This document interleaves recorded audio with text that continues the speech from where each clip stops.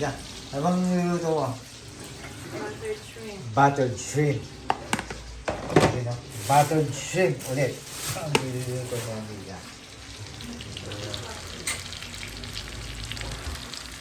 Nagpa-ako na din si amiga. Ano ba to? Ang ginawa mo dito, amiga? Butter, tsaka garlic. Ayun, no? Daming, ilang garlic yan? Isang bumpos. Buo. Isang buo. Bango naman yan. Parang nalala ko yung pandesal. Huwag ganyang amoy. Di ba? Butter na pandesal. Parang masarap. Isa-usod yan yung pandesal. Yeah. Madali lang yan eh, no? Siyempre, isang ganito nilagay mong bawang, di ba? At saka, halos 1 kilo itong kan mo ba? Ang iyong hipon. 1 kilong hipon.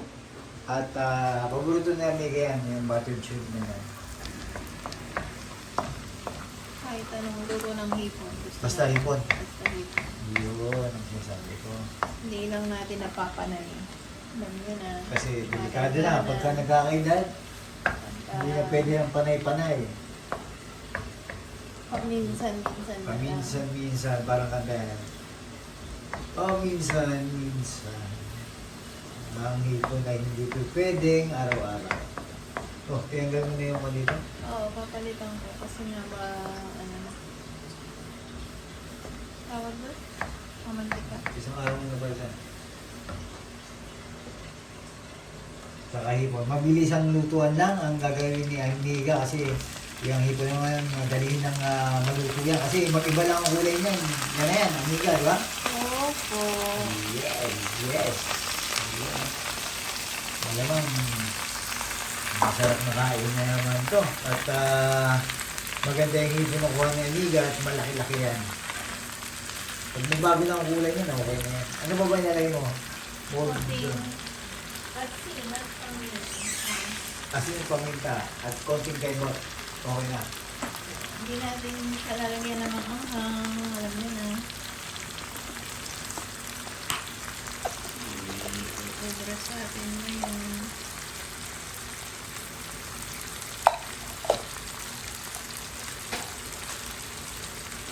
Konti lang kasi. Ha? Konting asin ulit. Okay. Wala naman kasing unsalted kasi yung butter natin.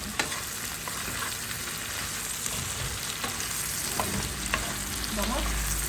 Bang-bang naman yan.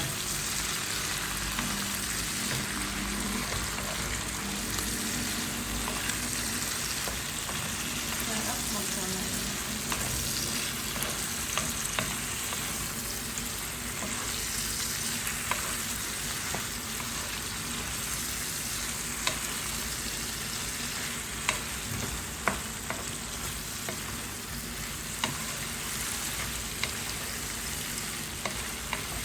Nag-iba ng kulay, no?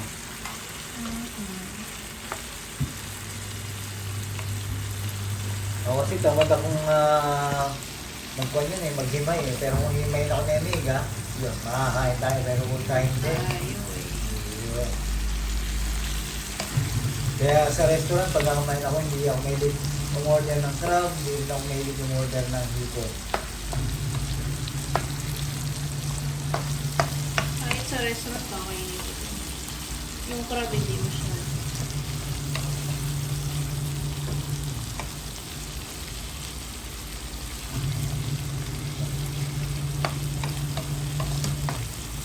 Pero ang bango niya, yung amoy niya, doon ako nagugutom.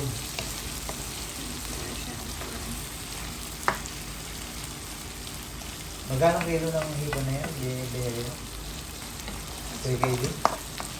Okay, sa 2 kg lang yan? 2 kg sa Pilipinas, parang kulang-kulang 400 ang kilo dito sa Kuwait.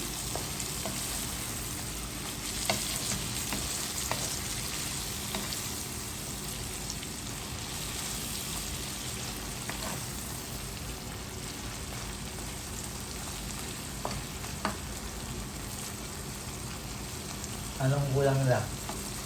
konting dulo. Medyo na yung iyong skin.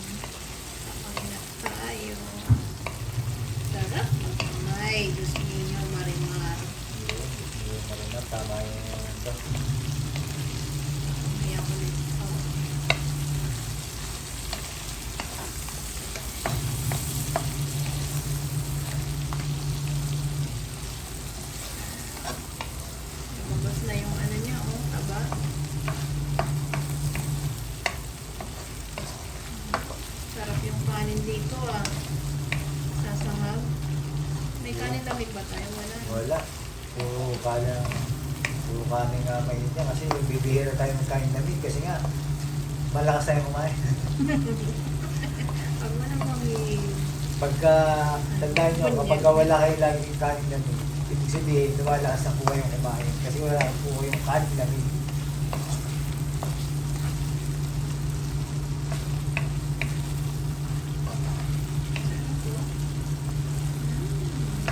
Yummy, yummy, yummy. Ito na. Okay, ano ang mga nilagay mo dyan? Butter, garlic, Salt and pepper. salt and pepper lang. Hindi ko siya nilagyan ng maanghang. Bawal muna sa atin ang maanghang. Tapos, yung iba nilalagyan pa ng 7-up, no? Oo, pampatamis.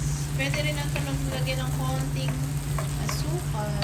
Para Oyster sauce, di mo manamis-namis. nilagyan, no? Oyster sauce, eh, pero okay na ako dito.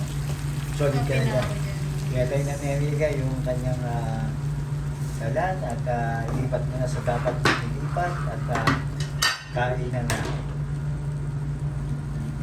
Walang ano to kasi. Yung bagong linis kasi, Linis ako. naglinis si Amerika. Kaya nakakita ko yung mga walis ang mga gilid-gilid.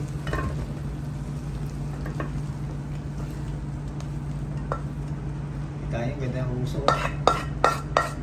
Sumukin natin yan. Hinutun mo yan, syempre. Hinutun mo yan. Eh no, maganda yung sinisimot na yan. Ay, masarap. Yan yung nagpapasarap dyan. Sarap nga yan, lagyan mo pa ng kanin. Wala nga tayong kanin. Yung kanin na inis, pwede. Hindi na. Sumukin na lang natin. Said na said. Baga sa damit. Pigang-piga. Ang ating, Tayo natitirang bakas. yung ating bottled ship.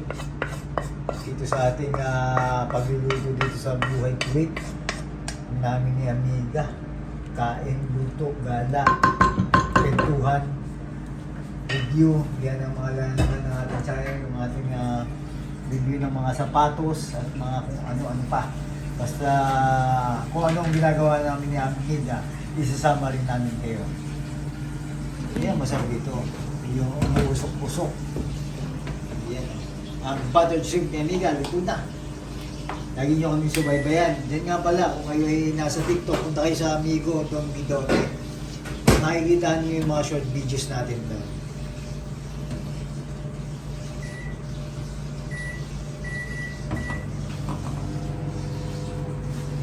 Buttered shrimp.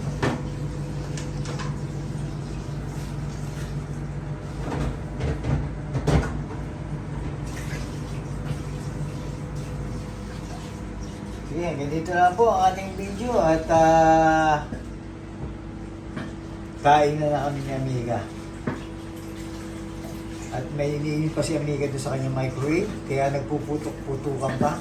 Kaya ang kain na to, solid na naman mga amigo at Amiga. Ingat po at respeto sa bawat isa.